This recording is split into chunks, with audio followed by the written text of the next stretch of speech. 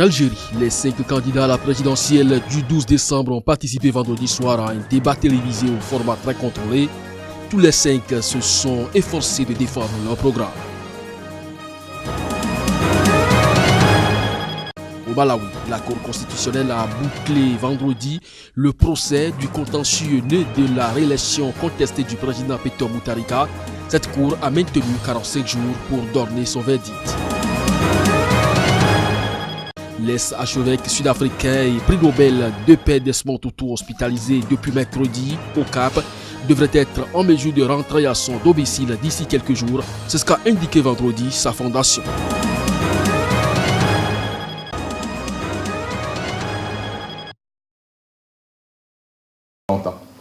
Pour ce qui est de la volonté de présenter un poulain pour 2023 ou pour des futures échéances présidentielles, je pense qu'il faut rester sur les faits.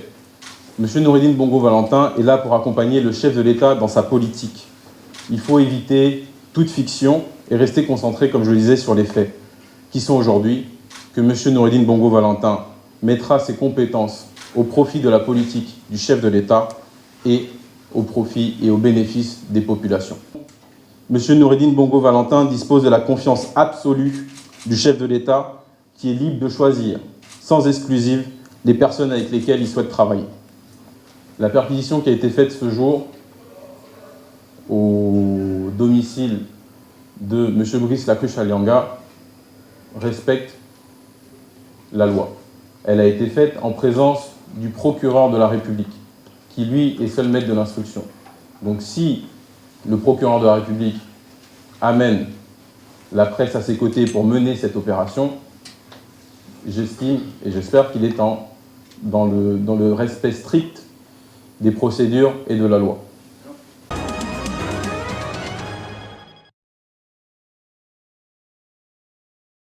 Clap de fin pour les audiences sur le contentieux électoral au Malawi. La Cour constitutionnelle a bouclé ses travaux vendredi en toute quiétude. Je devrais commencer par féliciter la magistrature d'avoir très bien géré le processus. Cela a dû être une chose difficile compte tenu des tensions qui existaient et je dois également féliciter le public malawite pour sa compréhension, sa patience et son calme. Nous n'avons eu aucun incident devant les tribunaux ou à l'extérieur du tribunal pendant la période de soumission et je pense que l'atmosphère paisible restera. Les audiences terminées, la Cour constitutionnelle dispose de 45 jours pour donner son verdict très attendu sur la validation ou l'annulation du scrutin de mai 2019 qui a vu la réélection contestée du président Peter Mutharika. Dans chaque camp, on se veut confiant. Le parti du Congrès du Malawi pense avoir démontré de plusieurs façons qu'au moins 1 million de bulletins étaient irréguliers, tandis qu'en face, on nie farouchement toute fraude. Les observateurs pensent pour leur part que quelle que soit la décision finale de la Cour constitutionnelle, ce dossier devrait marquer un tournant dans l'histoire politique du Malawi.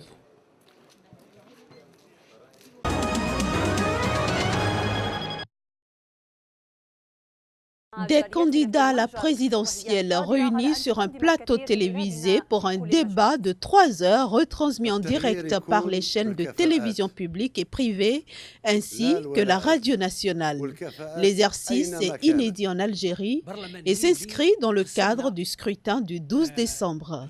En face des 5 candidats, 2 journalistes de la télévision et 2 de la presse écrite. Si le ton est resté très courtois, il n'y a eu aucun débat contradictoire ni d'échange direct entre les candidats. Les téléspectateurs ont plutôt assisté à une prise de parole successive des candidats sur les mêmes sujets. Organisé par l'Autorité nationale indépendante des élections, ce passage télévisé intervient à 48 heures de la fin de la campagne électorale marquée par les manifestations de protestation du Irak. Ce vendredi, une foule immense a encore défilé à Alger contre le pouvoir, rejetant massivement le scrutin du 12 décembre que le régime persiste à vouloir organiser avec en lice des personnalités qui ont fait partie, à un moment ou à un autre, de l'entourage de l'ex-président Abdelaziz Bouteflika, contraint à la démission le 2 avril après 20 ans de présidence.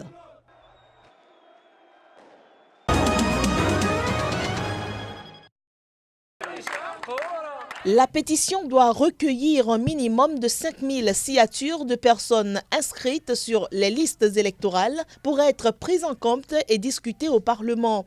Elle a été mise en ligne sur le site collectif 490 en référence à l'article 490 du Code pénal marocain qui punit d'emprisonnement d'1 mois à 1 an toute personne de sexe différent qui, n'étant pas unie par les liens du mariage, ont entre elles des relations sexuelles.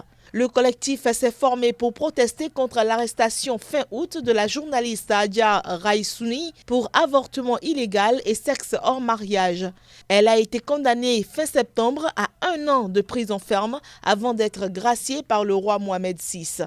Alors qu'un projet de réforme du code pénal est en cours d'examen au Parlement, plusieurs ONG de défense des droits humains ont appelé les députés à abroger des lois jugées liberticides en phase avec l'évolution de la société. Le Conseil national des droits humains a récemment adressé au Parlement un mémorandum dans lequel il plaide pour un code pénal qui protège les libertés.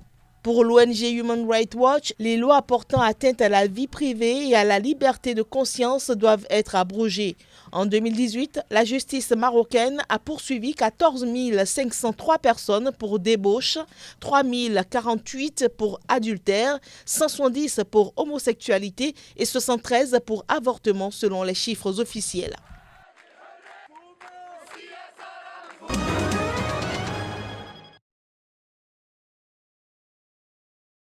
Le secrétaire général de la Convention tchadienne de défense des droits de l'homme a bel et bien été placé jeudi soir sous mandat de dépôt après plusieurs jours de garde à vue. Mahamad Nour Ahmed Ibedou est accusé de meurtre et complicité de meurtre. Une décision illégale et arbitraire selon un collectif international d'avocats. L'accusé a été conduit à la prison d'Amsinéné de N'Djamena selon une source judiciaire. Le juge n'a pas livré davantage de détails sur les faits reprochés à l'intéressé. À en croire la presse tchadienne, l'inculpation est liée à la mort d'une adolescente de 14 ans. Le petit-fils de Ibedou est accusé de son meurtre. Les avocats du défenseur des droits de l'homme contestent cette accusation et assurent qu'il avait été initialement mis en garde à vue pour répondre uniquement de faits de diffamation. Selon la Conférence internationale des barreaux, un collectif d'avocats de 40 pays francophones, dont une dizaine de représentants, était venu jeudi au palais de justice pour tenter d'assister le mis en cause. Il faut immédiatement libérer l'accusé.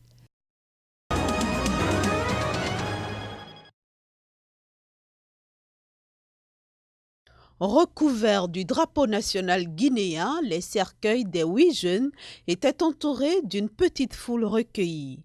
Ils étaient tous des militants du Front national de défense de la Constitution qui mène la contestation contre l'ambition prêtée à Alpha Condé de modifier la loi fondamentale afin de briguer un 3e mandat l'an prochain.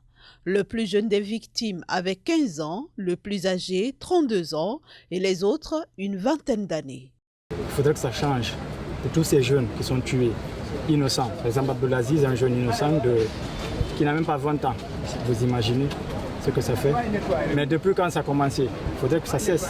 C'est là le problème. Et comment ça finira? C'est pour ça qu'on est là. Et on se battra jusqu'au bout pour nous. Nous l'oublierons jamais, Inch'Allah.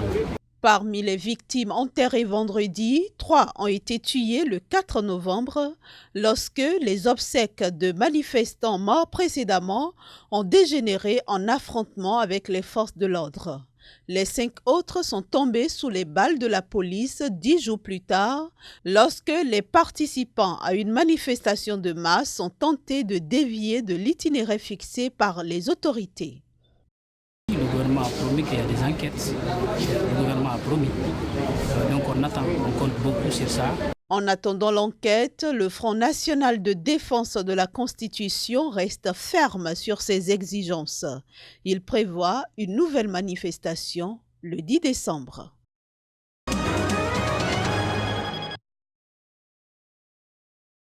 Au moins 3 personnes sont décédées ce vendredi et de nombreuses autres étaient craintes de rester piégées après l'effondrement d'un immeuble résidentiel à Nairobi, la capitale du Kenya, déclenchant une recherche paniquée de survivants sous les décombres. Les spectateurs ont envahi les ruines torsades du bâtiment de 6 étages en utilisant leurs mains nues pour tirer les blessés recouverts de poussière sous les énormes dalles de béton. La Croix-Rouge kenyane a déclaré que 11 survivants avaient été récupérés dans le bloc aplati du domaine de Tassia, un quartier densément peuplé près de l'aéroport international. At least right now, I cannot give estimate.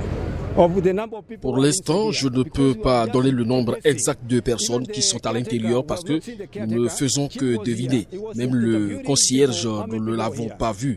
Le chef était ici pour interroger les gens sur combien de personnes étaient ici. Je pense que c'est le gouvernement qui doit prendre l'initiative pour avoir un registre dans chaque maison de combien de personnes y habitent. Ça devrait être fait par le chef et la police. And it should be done by our chief and our police.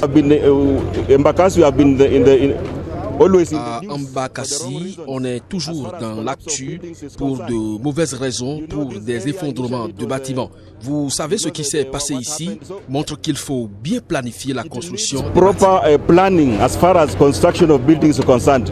La recherche était en cours avec des équipes de sauvetage spécialisées et des engins de terrassement lourds se mêlant à des volontaires et des bardeaux au chalut à travers l'épave.